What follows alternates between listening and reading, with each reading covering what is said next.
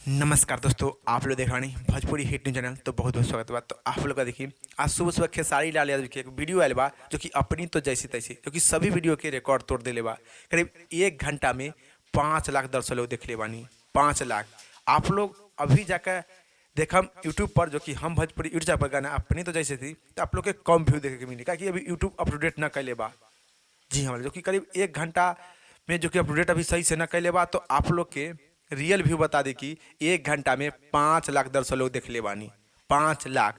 तो आप लोग का देखिए, अपनी तो जैसे थी बहुत ही बेहतरीन वीडियो बा, बहुत ही रोमांटिक वीडियो बा। तो आप लोग भी जाई हम भोजपुरी यूट्यूब चैनल पर और देखी खेसारी लाल यादव के अपनी तो जैसे तैसी, जो कि बहुत ही अच्छा, बहुत ही बेहतरीन वीडियो बा। आज देख कर नीचे कमेंट बॉक्स में बताई कि आप लोग के देखे में कैसा लगल, अपना राय और अपना विचार, और इस रिपोर्ट के बारे में क्या राय बा, क्या विचार बा, आप लोग नीचे कमेंट बॉक्स में जरूर बताएं। फिलहाल में इतने, फिर से मिलेंगे अगले वीडियो में अगले न्यूज के साथ।